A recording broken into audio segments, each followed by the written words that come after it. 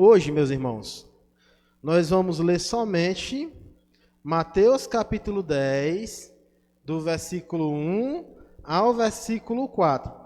Eu gostaria muito que, se você tivesse com sua Bíblia ou seu celular, você acompanhasse esses versículos do 1 ao 4. Por quê? Porque hoje o que nós vamos falar é sobre a escolha dos 12 apóstolos. O que nós vamos ler nessa noite é uma lista com o nome dos apóstolos. E isso é extremamente importante, porque basicamente nós vamos falar hoje sobre como se deu a escolha dos 12 apóstolos, e nós vamos escolher alguns desses apóstolos dessa lista para falar um pouco sobre eles, sobre o perfil, quem era esse apóstolo. Em geral, as listas elas não são pregadas. As pessoas leem as listas com nome na Bíblia, seja da escolha dos apóstolos, seja das genealogias, e elas não são ensinadas, o que é uma pena, porque esses nomes eles não estão aqui à toa. Eles têm uma importância enorme para a nossa fé. Deu tempo dos irmãos encontrarem Mateus capítulo 10, versículo 1 ao versículo 4? Show de bola. Vamos ler juntos? Vamos ler? Diz assim, Mateus capítulo 10, versículo 1 ao 4. Tendo chamado os seus 12 discípulos, deu-lhes Jesus autoridade sobre espíritos imundos, para os expelir e para curar toda sorte de doenças e enfermidades. Ora, os nomes dos 12 apóstolos são estes.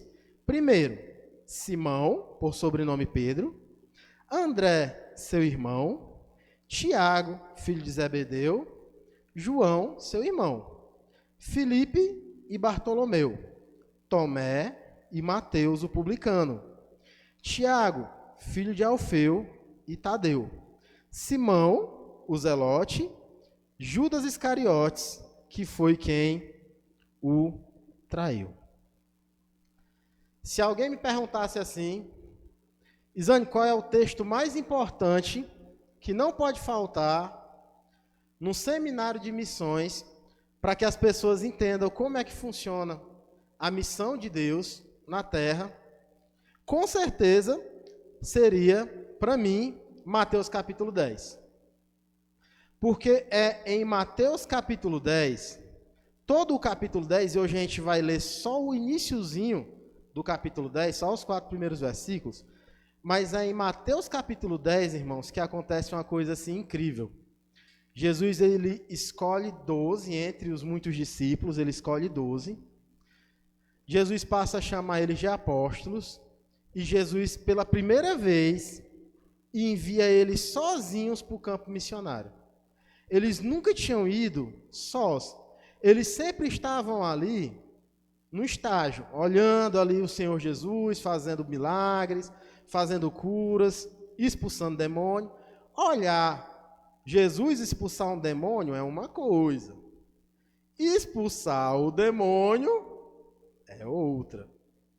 Em Mateus capítulo 10, Jesus, ele vai falar para os seus discípulos exatamente, se você olhar no capítulo 10 da sua Bíblia, por isso que é importante que você esteja com a Bíblia aberta, você vai ver que na maioria das Bíblias é dividido assim, do versículo 1 ao 4, a escolha dos 12. Não é assim? As outras divisões, geralmente nas Bíblias, né, não estão no original, as outras divisões estão assim, as instruções, as admoestações, os estímulos, as dificuldades e as recompensas da obra missionária. É como se Jesus tivesse chamado 12 discípulos e dito assim, olha, eu vou enviar vocês de 2 em 2 para pregar para os judeus. Mas antes disso, eu vou dar para vocês um resumão, uma aula, sobre como é que vocês vão se comportar, como é que vocês vão fazer a coisa acontecer. E aí Jesus começou a falar, olha, esses são as dificuldades que vocês vão enfrentar, são os problemas que vocês vão passar, são os lugares que vocês devem ir e a recompensa no futuro que vocês vão receber. Por isso que Mateus capítulo 10, ele é um bloco extremamente interessante da Bíblia. Eu estou fazendo essa introdução aqui porque os meninos nas próximas semanas vão continuar pregando Mateus capítulo 10.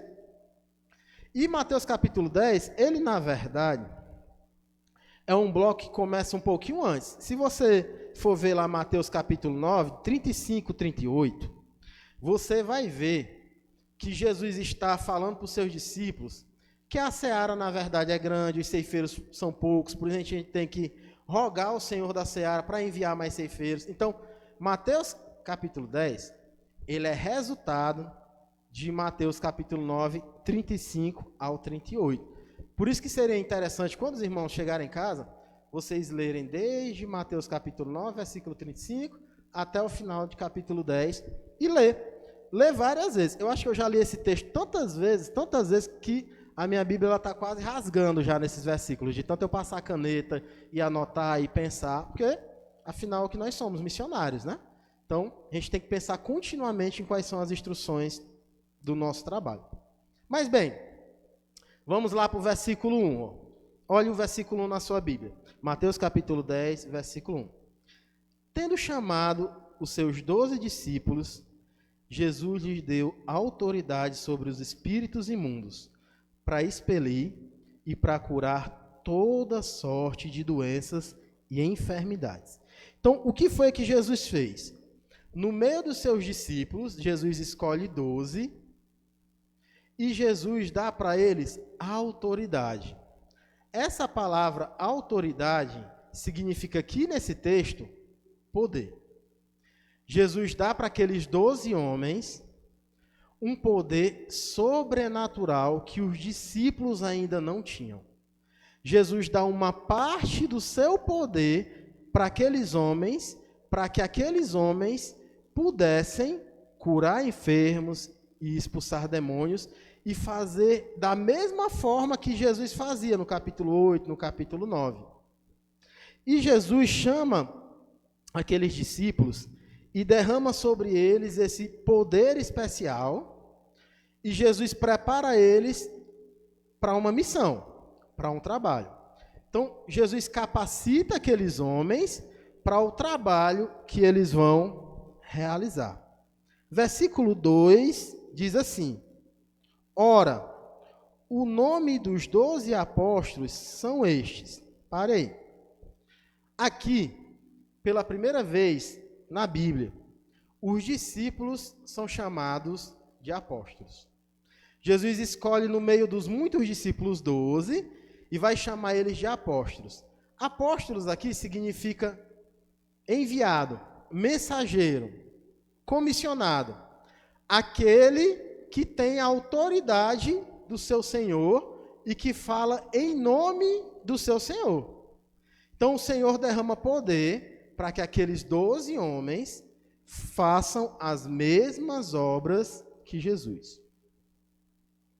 São estes o nome deles. Ainda no versículo 2. Primeiro, Simão, por sobrenome Pedro, e André, seu irmão. Tiago, filho de Zebedeu, e João, seu irmão. Filipe e Bartolomeu, Tomé e Mateus, o publicano.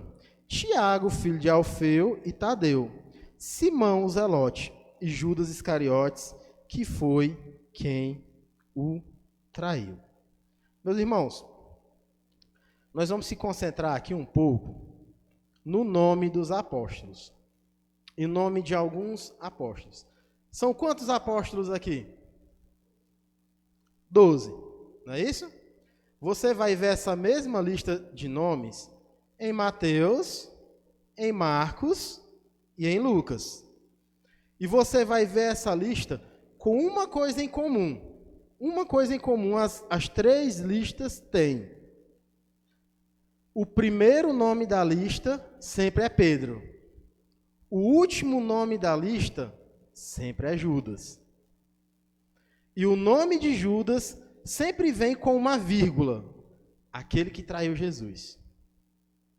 Muito provavelmente, quando foram escritos os evangelhos, A ideia aqui era falar quem era dos apóstolos, aquele que era um líder nato, numa ordem hierárquica. Quem era o líder nato da igreja? Pedro. E deixado por último aquele que foi o traidor, que era quem? Judas. E o mais interessante da lista de Mateus, isso não tem nas outras, mas na lista de Mateus, é que provavelmente Mateus, ele era um homem, a gente vai falar um pouco sobre Mateus, mas Mateus ele era um contador. Ele era um homem que fazia tributação para Roma antes de conhecer Jesus. Provavelmente Mateus ele fez uma divisãozinha aqui de como é que foi enviado as duplas. Jesus envia eles em dupla para a missão.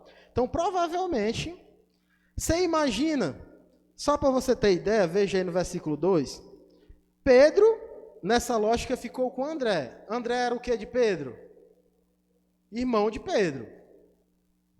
Beleza. Irmãos, quem foi que ficou com Judas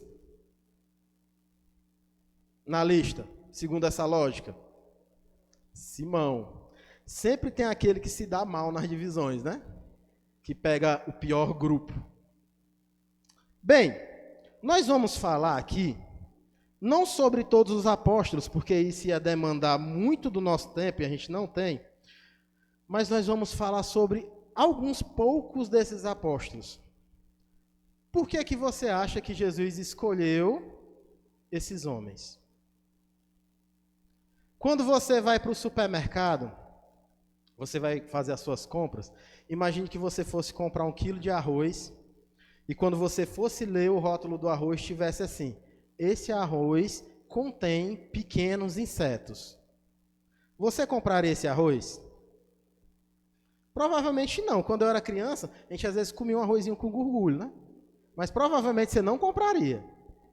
Imagine que você colocasse esse arroz lá no lugar e você fosse para a seção de verduras. E você pegasse um alface, quando você lesse o rótulo do alface, tivesse escrito lá, possivelmente este alface contém escorpiões. Você compraria? Outro dia ele estava lavando um alface, o escorpião saiu da alface e passeou na mão dela, um grande, na casa do meu irmão. Você compraria esse alface? O que é que Jesus viu? Qual era a intenção de Jesus a pegar 12 homens totalmente imperfeitos, totalmente cheios de problemas, dificuldades, e colocar eles no ministério apostólico? O primeiro homem, o primeiro nome também, que nós vamos ler nessa noite, é o de Mateus, o publicano coletor de impostos, chamado também de Levi. Mateus, ele era um coletor de impostos. Mateus, ele vivia na cidade de Cafarnaum. Era a cidade onde Jesus morou por muito tempo. Você imagina, meu irmão, o quanto Mateus deve ter ouvido falar da fama de Jesus. Porque foi em Cafarnaum que Jesus curou a filha de Jairo, que estava morta. Foi em Cafarnaum que Jesus liberta um jovem possesso de espíritos, e foi em Cafarnaum que Jesus curou um criado do centurião. Jesus era famosíssimo em Cafarnaum. Ficava Mateus sentado na sua mesa de coletoria, muito provavelmente à beira do caminho que levava o mar, que é onde se ganhava mais dinheiro. Você ganhava o dinheiro de todo mundo que passava na estrada e ganhava o dinheiro de todo mundo que trazia os peixes do mar. E ele muito provavelmente ouvia falar sobre a fama de Jesus, porque dificilmente alguém em Cafarnaum não teria ouvido falar de Jesus. Mas Mateus, ele tinha um problema terrível, ele era coletor de imposto. O coletor de imposto, irmãos, na época, era uma das pessoas mais mal vistas da sociedade, porque ele coletava imposto para Roma.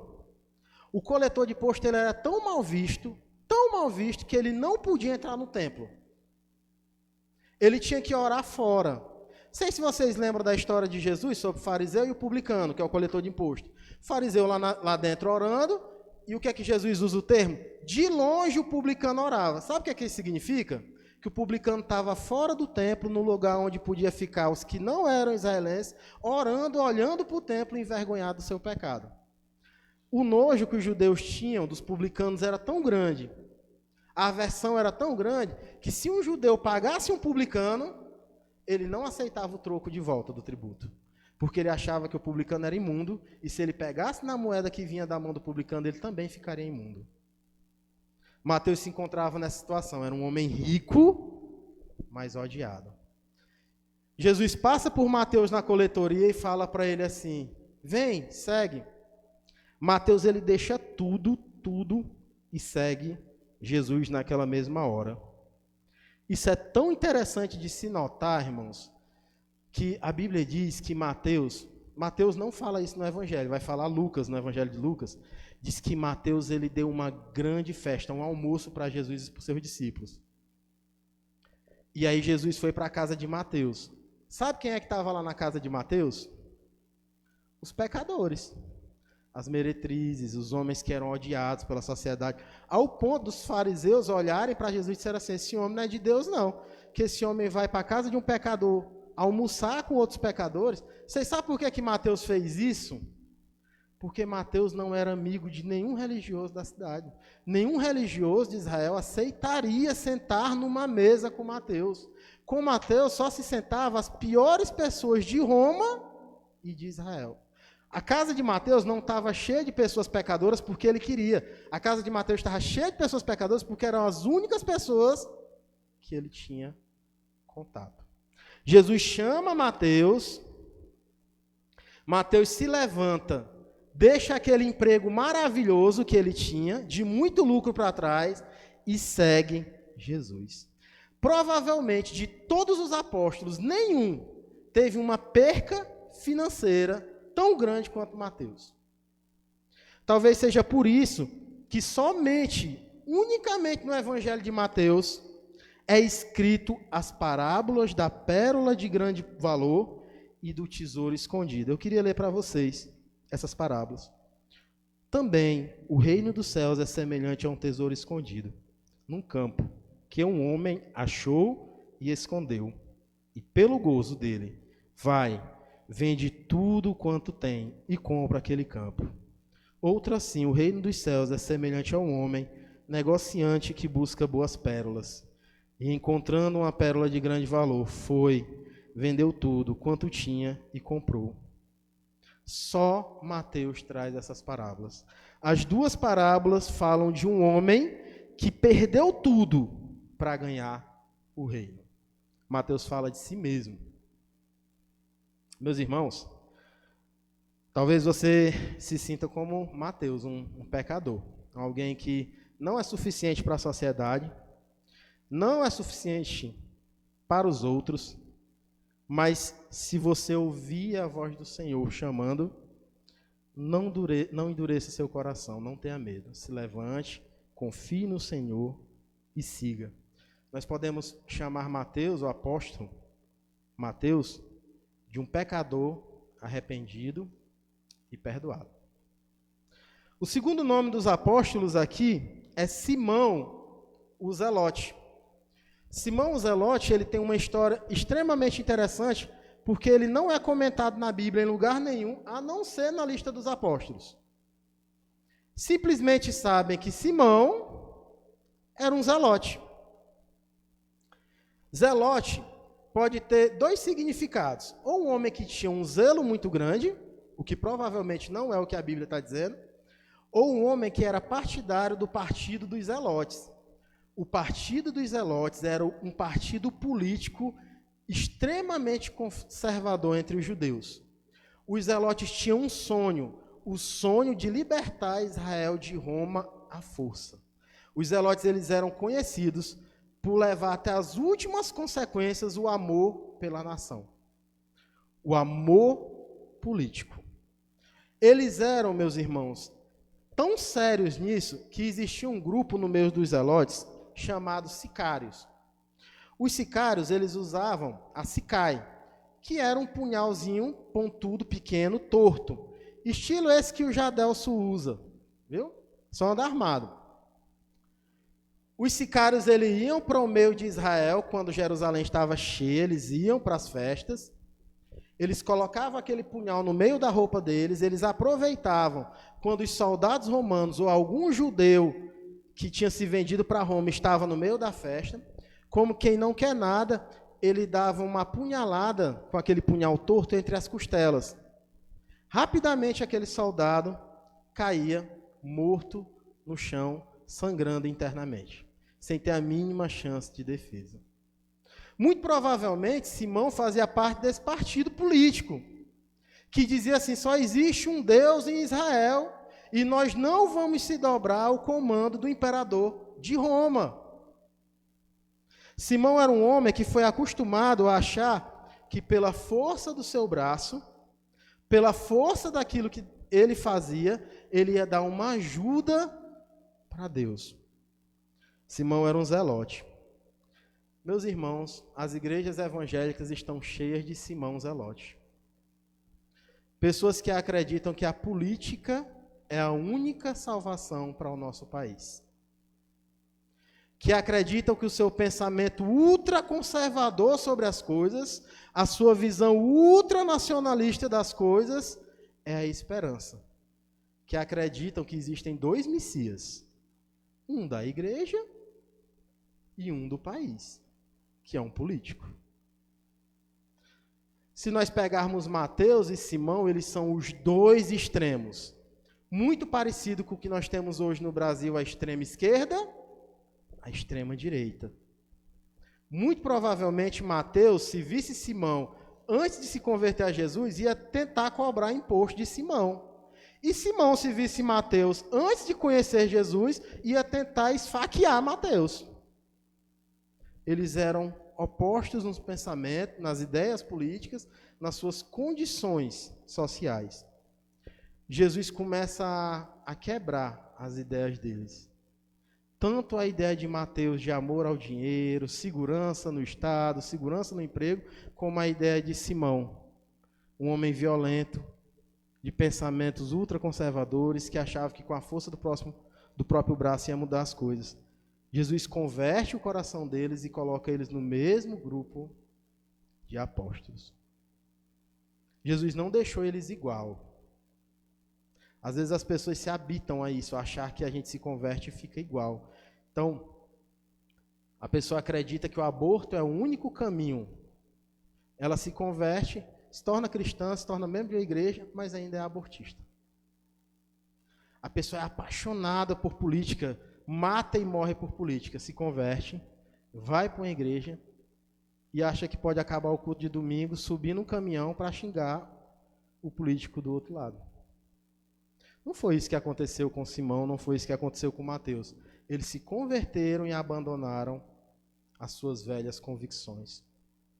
O outro personagem que a gente vai ver hoje é Pedro. Todas as três listas, elas iniciam com Pedro. Pedro, ele tinha duas características básicas quando você lê a Bíblia. Pedro era um líder, Pedro era inconstante. Irmãos, é incrível como a Bíblia faz esse jogo nas histórias de Pedro.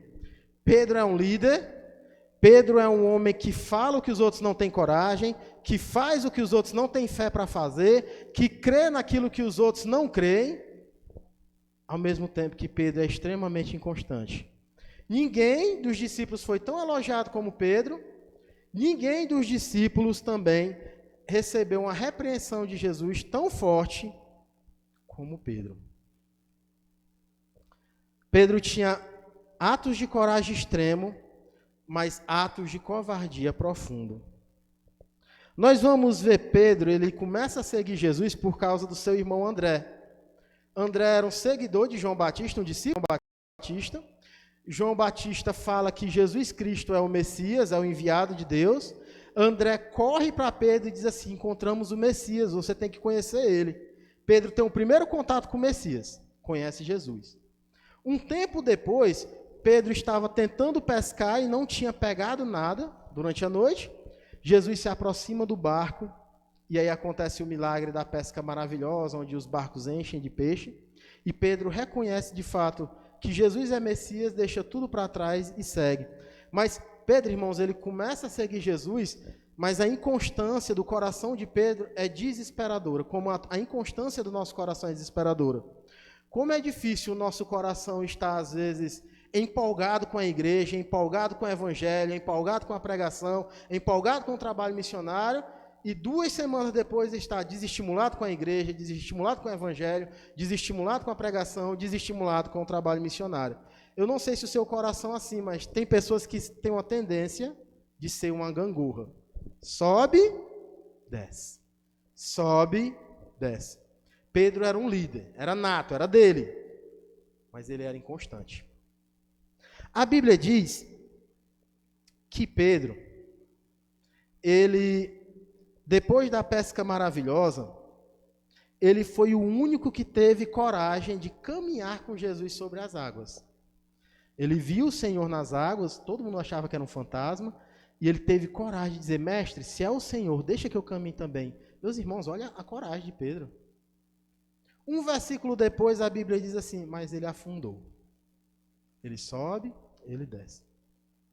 Foi Pedro quem disse, Senhor, e essa é uma das frases mais lindas da Bíblia, para onde nós iremos, se só tu tens as palavras de vida eterna? Os discípulos estavam deixando Jesus, porque Jesus tinha falado um discurso teologicamente duro, e Pedro dá uma das frases mais bonitas do Novo Testamento. Senhor, para onde nós vamos? Como é que a gente vai te abandonar como eles fizeram? Se só tu tens as palavras de vida eterna. Logo depois, Jesus está dizendo que vai ser crucificado, vai morrer, e Pedro diz assim, não, tu não vai morrer não. Jesus olha para ele e diz assim, retira-te de mim, Satanás. Já pensou isso, meus irmãos? O mesmo homem que fala uma das revelações mais incríveis do Novo Testamento, é o mesmo homem que recebe uma das maiores repreensões, tirando o próprio diabo, nenhum outro ser no Novo Testamento levou a repreensão que Pedro levou. O mesmo Pedro que disse para Jesus, Senhor, eu estou pronto para ir contigo, tanto para a prisão como para a morte. Foi o mesmo Pedro que, quando viu Jesus no processo de julgamento, falou por 3 vezes, eu não conheço esse homem, e começou a amaldiçoar Jesus. Era um homem, irmãos, profundamente inconstante. E o Senhor vai curar isso na vida de Pedro, depois da ressurreição de Jesus naquela praia, quando ele se encontra com Pedro e começa a falar, Pedro, tu me amas? Tu sabes, Senhor. Em outras épocas, Pedro ia dizer para ele, amo sim, Senhor, eu amo, pode juntar os 11 que estão aí. Eu amo 2 vezes mais do que os 11, eu te amo 22 vezes mais que eles. Mas Pedro não era mais o mesmo, o Senhor estava curando a sua afobação e a sua inconstância. Pedro, um líder inconstante, se torna um líder humilde da igreja do Senhor. Por último, nós temos que ver aquele que talvez se tornou um dos mais conhecidos apóstolos, que foi Judas Iscariotes, aquele que traiu Jesus. Já que nós vimos aquele que era reconhecido como o maior líder, a gente também precisa ver aquele que foi reconhecido como o traidor. Judas, irmão, ele se tornou extremamente famoso. Tanto o que no sábado de Aleluia, as pessoas em algumas comunidades ainda malham o Judas. Colocam um boneco de pano em cima de um poste e depois começa a bater, a carregar numa moto. Eu não sei se vocês já brincaram disso, mas Judas se tornou sinônimo de traidor. Traidor. Irmãos, a gente não sabe de onde é que Judas é, a gente não sabe através da Bíblia quem era a família de Judas, nem qual foi a conversão de Judas. Mas tem um texto que ele é chave para a gente entender um pouquinho do caráter de Judas. Judas, ele foi um dos discípulos, ele foi um dos apóstolos. Ele recebeu autoridade, segundo Mateus capítulo 10, versículo 1 que nós lemos, e 2. Muito provavelmente, Judas, ele com a sua dupla evangelizando e pregando o reino entre os judeus, ele expulsou demônios, ele fez cura, ele era um apóstolo. O próprio Pedro reconhece isso, diz assim, olha, quando vai escolher Matias, nós temos que colocar no lugar aquele que tinha posse no nosso ministério, que era um apóstolo. Quando Maria ela unge Jesus. Maria pega um óleo precioso e derrama em Jesus. Aquele óleo que Maria derramou em Jesus, ele valia, irmãos, 1 ano de diária de um trabalhador. Eu estou dizendo que uma garrafa de óleo valia 1 ano de diária de um trabalhador. É o que está lá em João 12, 4, 6. Quando Judas viu aquela cena de Maria ungindo Jesus com óleo, Judas ficou indignado. E aí Judas fala uma das suas poucas frases que tem na Bíblia. Judas, ele diz assim: está errado. Por que essa mulher fez isso? Ela poderia ter pego todo esse óleo vendido, pego esse dinheiro e dado para os pobres. Quem lê essa frase imagina assim: rapaz, Judas era um homem bom, Jesus é que era um homem mau. Porque Jesus estava desperdiçando 1 ano de trabalho de uma pessoa, derramando, jogando ali no chão depois. Ele poderia ter pego todo esse valor e poderia ter ajudado os pobres. Só que João, ele escreve no seu evangelho que Judas, ele não estava dizendo isso porque ele se importava com os pobres. Judas, ele estava dizendo isso porque ele ficava com a bolsa de dinheiro dos apóstolos e era o quê? Ladrão. Ele era ladrão. Já imaginou o caráter desse homem? O pensamento sagaz e rápido desse homem? Ele imaginou assim: se essa mulher vende esse óleo, ia dar dinheiro, meu amor. Meu amigo, ia dar no valor de hoje mais de 14 mil reais. A bolsa, ele ia ter que andar com 2 mochilas nas costas de dinheiro. Porque na época era moeda romana, era prata ou ouro. Aí ele imaginou: rapaz, se eu pego esse dinheiro, eu consigo tirar, é muito dinheiro, ninguém vai nem perceber. Eu posso tirar o que eu quiser, que eles não vão perceber eu roubando. Irmão, já pensou como era o coração de Judas? Eu quero que vocês pensem nisso. Mesmo Judas sendo ladrão, mesmo Judas pegando o dinheiro da bolsa dos apóstolos, só tinha uma pessoa que sabia disso. Quem era? Jesus. Jesus conhecia o coração de todos os homens. Mesmo assim, ele permitiu que Judas fosse apóstolo, enviado para o campo missionário, recebesse poder e autoridade como todos os outros. Judas, ele traz Jesus, como todos nós sabemos. Ele era tão sagaz, tão esperto, tão inteligente, que no meio da equipe de apóstolos existia um contador profissional. Irmãos, Mateus, o publicano, que nós falamos no começo, era um homem tão inteligente, pelo ofício que ele possuía, que ele, no mínimo, precisava aprender. Um publicano tinha que falar pelo menos 3 línguas, ao menos 3 línguas, tinha que saber escrever com perfeição nas 3 línguas e fazer a contabilidade com perfeição nas 3 línguas. Era um contador nato. Mas quem ficou com a bolsa de dinheiro dos apóstolos? Judas. Não parece fazer sentido. Parece que essa bolsa deveria ficar com quem? Com Mateus. Mas Judas era esperto. Quando Judas foi trair Jesus, Judas, ele aprontou todo o cenário. Ele falou antes com os sacerdotes, ele esperou que anoitecesse, porque ele sabia que quando anoitecia apenas os discípulos ficavam com Jesus, a multidão enorme que acompanhava Jesus não ia permitir que Jesus fosse preso. Ele esperou que Jesus subisse para o jardim do Getsêmani, que era um local pequeno, no Monte das Oliveiras, fechado, onde não tinha como escapar e não tinha como oferecer resistência, e ele entrega Jesus na madrugada com um beijo. Um homem terrível, irmãos, terrível.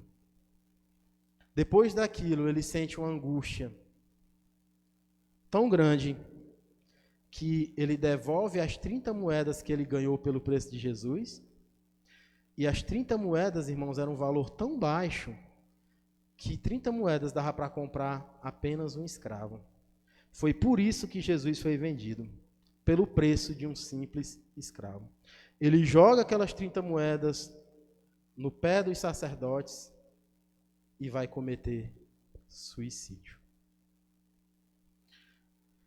Nós vimos aqui nesse texto, e tem vários outros apóstolos, várias outras histórias, vocês podem pesquisar na Bíblia.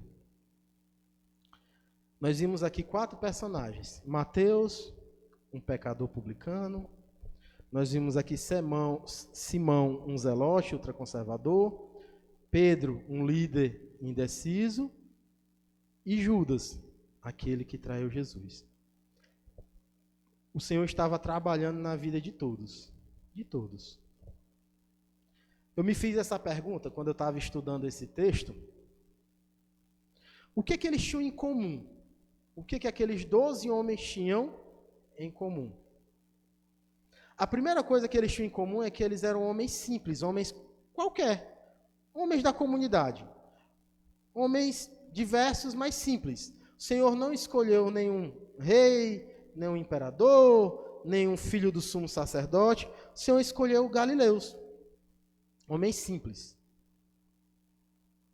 A segunda coisa que eles têm em comum é que Jesus nunca escondeu os pecados deles. E isso me chama a atenção demais, porque Jesus poderia ter escondido os pecados dos seus apóstolos.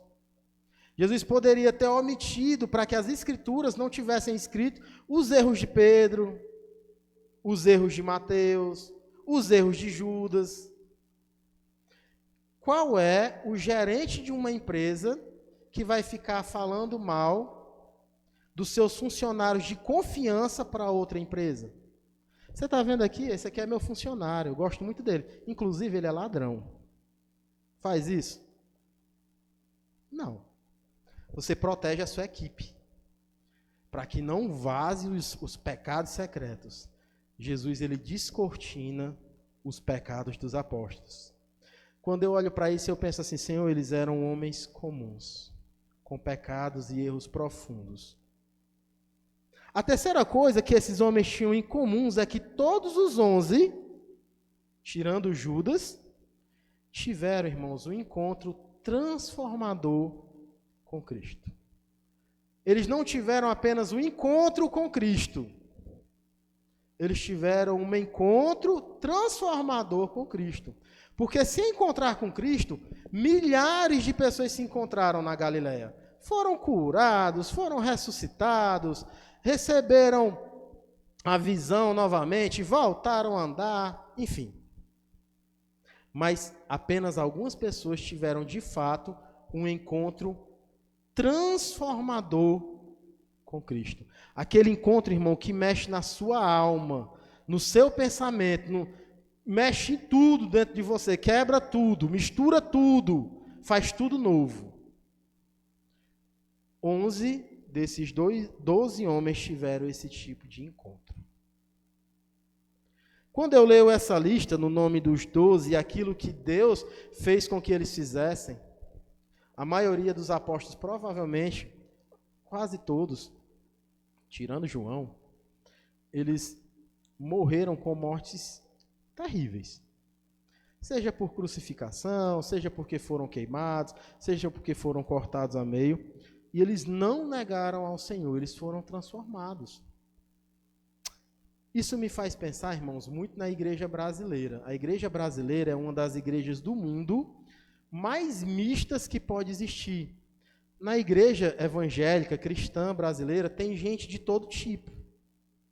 Tem gente que vem da Ubanda, tem gente que vem de outra igreja evangélica, tem gente que vem do homossexualismo, tem gente que vem de igrejas liberais, tem gente que vem do catolicismo, tem gente que vem de todo lugar e passam a se tornar crentes dentro de uma igreja. E no meio desse caldo de pessoas, no meio dessa multidão de pessoas que é a igreja brasileira, eu fico me perguntando o que é que realmente importa? O que é que realmente importa? O que é que realmente importa numa igreja? Aqui nós temos pessoas de lugares, profissões, culturas e passados diferentes, como os apóstolos eram. Mais do que 12 pessoas aqui. Uma coisa eu sei que é algo que nós temos que pensar. Nós não podemos deixar de pensar sobre isso quando nós lemos a história dos apóstolos. nós temos que fazer uma pergunta sincera para nós mesmos. O nosso encontro com Jesus foi de fato transformador? O nosso encontro com Jesus foi de fato transformador? Talvez seja aquela velha frase: eu realmente me converti? Eu realmente fui transformado pelo Espírito Santo de Deus? Porque, irmãos, o nosso passado, todos nós temos. Pedro tinha, Mateus tinha, Simão tinha, Judas tinha. A diferença, você vê até na traição. Judas traiu Jesus, mas Simão, além de abandonar Jesus, amaldiçoou Jesus. Os pecados deles eram de mesmo peso. Mas houve uma diferença. Existia Pedro, um homem de um coração arrependido, e existia Judas, um homem de um coração resoluto, endurecido. Você foi transformado no seu jeito pecaminoso de ser? Ou o seu celular não se converteu? Ele continua vendo pornografia. Você foi transformado nas suas paixões políticas, ou você ainda mataria e morreria por causa de um político? Você foi transformado na sua inconstância? Estou bem, estou mal. Estou bem, estou mal. Estou bem, estou mal. Venho à igreja no domingo, 3 não. Venho 4 sim, mais 2 não. Venho mais 1 sim, mais 3 não. Ou talvez você foi transformado em pecados mais secretos e ocultos, como o de Judas, de enganar, roubar, mentir, se aproveitar dos outros. O encontro real com Jesus, ele nos transforma profundamente, irmãos, profundamente. Talvez tenha sido isso que mais me admirou quando eu leio a história dos apóstolos. Uma transformação profunda em pessoas extremamente comuns. Vamos orar ao Senhor? Logo depois eu vou passar para o louvor, não é isso? Vamos se colocar de pé? Nós já estamos sentados há alguns minutos. Eu queria orar com você. Vamos fazer uma oração bem interessante que algumas igrejas praticam, a igreja metodista mais que outras até. Uma oração de confissão de pecados. Em geral, nós esquecemos de confessar os nossos pecados diante do Senhor e de ser sinceros diante dele. Vamos tentar hoje, é claro, no seu coração, no seu irmão não tem necessidade de saber, mas diga diante do Senhor, dê nome aos seus pecados. Deus, eu tenho sido assim, feito assim, pensado assim. Eu preciso ter um encontro real, transformador com o Senhor, com a Tua palavra. Vamos orar? Pai, Senhor, há coisas, Deus, no meu coração que só o Senhor conhece, Deus. Coisas que são profundas, Deus, coisas que são difíceis, coisas que são, Deus, vergonhosas, coisas, Deus, o qual, Deus, eu não gostaria que ninguém soubesse ou ouvisse. E eu coloco essas coisas diante do Senhor, Deus. Eu coloco diante do Senhor, Deus, a minha personalidade, os meus desejos, a minha vontade. Eu coloco diante do Senhor os meus pecados, Deus, as minhas transgressões. Aquilo, Deus, que afeta diretamente o Senhor, a Tua santidade, a minha vida dentro da igreja, a minha vida com a minha esposa, a minha vida com os meus filhos. Senhor, traz arrependimento para o Teu povo, Senhor. Traz arrependimento, Pai, ao nosso coração, Deus, sobrecarregado, Deus, ansioso, Deus. Coração, Deus, que tenta resolver as coisas com as próprias mãos, Pai. Coração, Deus, que se segura nos bens dessa terra, Deus. Coração que confia tão pouco no Senhor e tanto em nós mesmos, Pai. Eu sei, Deus, que o Senhor nos chama para Ti, para nos transformar na caminhada, Pai. Para se encontrar de uma forma especial contigo. Não permita, Deus, que o nosso coração seja como o de Judas, Deus, um homem duro, sagaz, um homem que não se arrependeu. Deus nos dá um coração arrependido, como de Pedro, Deus, que olhou para ti e disse: Senhor, se afasta de mim. Eu sei que o Senhor é o Messias e eu não sou digno. E essa é uma realidade nossa, Pai. Nós não somos dignos, Pai. O nosso coração não é digno, as nossas atitudes não são dignas, a nossa vida não é digna, e nós se colocamos diante do Senhor, Deus, nessa oração de confissão, Pai. Confessando diante do Senhor os nossos pecados, Deus. E te pedindo, Deus, sabendo que só o Senhor pode nos perdoar, Pai. Nós oramos, Senhor, a Ti, pedindo: nos ajuda, Deus, ajuda a Tua igreja, Pai. Ajuda o Teu povo, Senhor, a seguir ao Senhor, Deus, a se tornar santo como o Senhor é santo, Pai. Muda, Deus, coisas em nós tão difíceis, Deus, da nossa vida, Pai. É o que nós te pedimos como Tua igreja, Teus discípulos. Em nome de Jesus. Amém. Amém.